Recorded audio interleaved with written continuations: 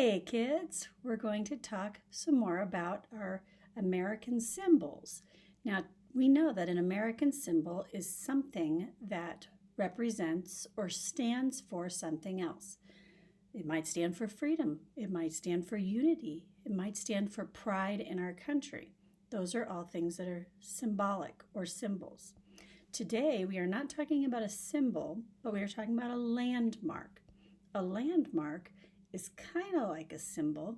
It is a place or a building that may make you think of something else. So, for example, today we're going to be talking about Mount Rushmore. This is a landmark. It is a place that makes people think about American heroes. Kind of cool. So now some of you may have gone to Mount Rushmore with your family at some point in your life, or maybe you've never been there. I went with my own kids and my husband about 10 years ago, and it was a lot of fun. So if you've never been there, it's a place that you can drive to in like 5 or 6 hours. And there's a lot of interesting things to check out in this mountain area. So let's learn about Mount Rushmore and why it's an important landmark. All right, Faces of America's Past. Mount Rushmore National Memorial is a group of stone carvings. It is in the Black Hills of South Dakota. The carvings are symbols. They help us remember some American heroes in our past. The faces on the mountain honor 4 of our presidents: George Washington, Thomas Jefferson, Theodore Roosevelt, and Abraham Lincoln.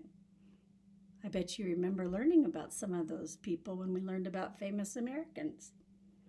Each of them have a very tall face. Think about a 5-story building, like an office building, 5 stories high. That's how big each of their faces is. That's a pretty big face. Visiting Mount Rushmore. Millions of people visit Mount Rushmore every year. The Mount Rushmore National Park has a museum, a visitor center, a gift shop, a hiking trail, and theaters.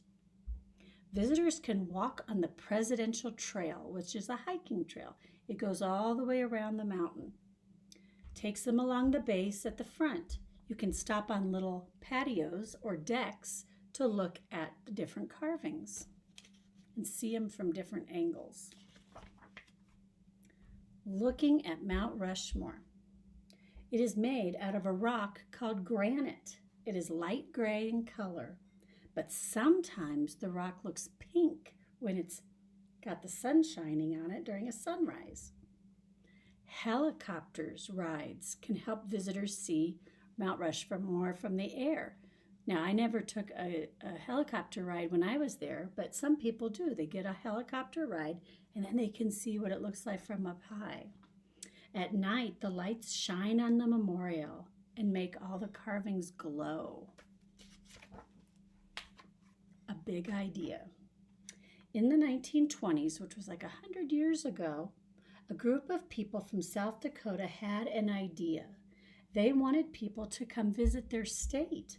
They decided to build a memorial. They wanted it to honor some American heroes.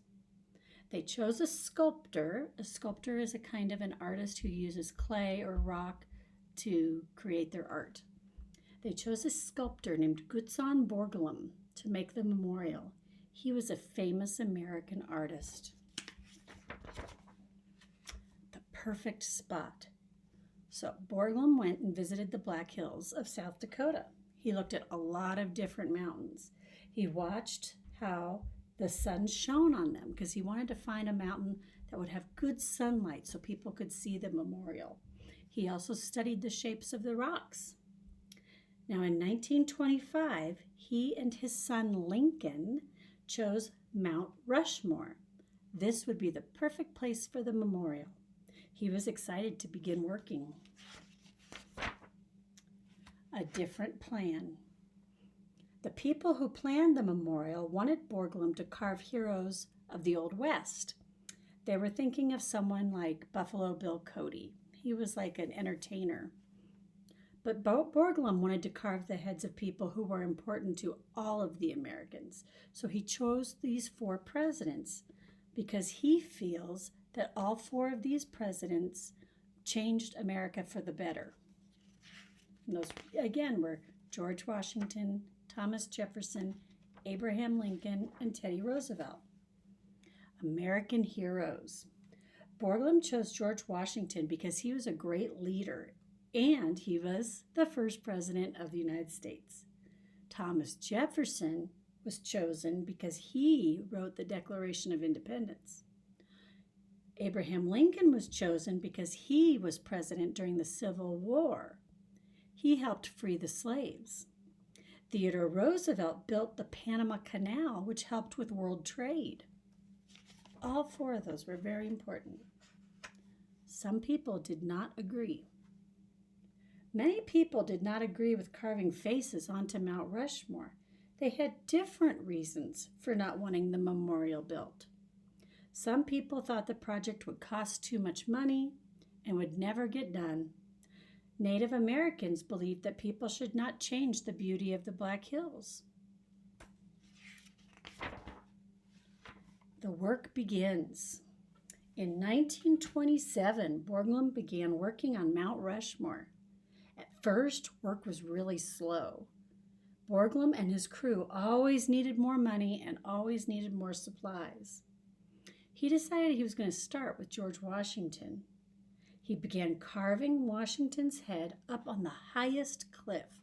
Now, I don't know if you can see here, but there are people who have to dangle over the side of the mountain to do the carving. That would be awfully scary. You're just being held on by like a little rope and you're hanging over the side of a mountain. The work goes on. After Washington's face was carved, the crew began working on President Jefferson. Thomas Jefferson's head was finished in 1936. They were halfway done. Next, they began working on President Lincoln and Roosevelt. To carve President Roosevelt's head, they had to blast away a lot of rock, so they used dynamite to put into the different parts of the mountain to blow parts away so that they could shape it. There were a lot of people working on this. Borglum's crew had 400 people.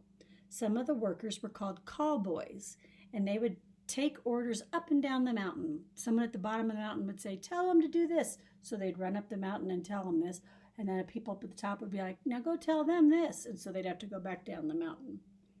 They had little baskets that could carry them up and down. Other people were stone cutters who cut the stone or polished the stone. But most of the people working on this mountain were drillers. So they had these giant drills, and they had to use those to carve away at the stone.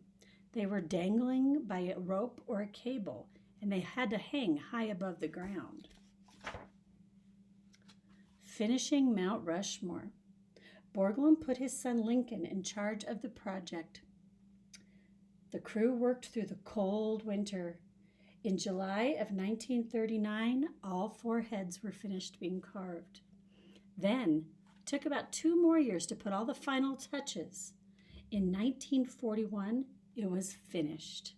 The memorial we see today looks exactly the same as it did back then. Protecting Mount Rushmore. Today, workers repair the stone to protect it. The granite moves in cold and hot weather. That makes the stone crack. So workers have to fix the cracks. They also have to clean the stone. They remove plants that grow there, and they kind of clean off everything that might get dirty on the rocks. That way the visitors can enjoy a clean and safe Mount Rushmore for many years.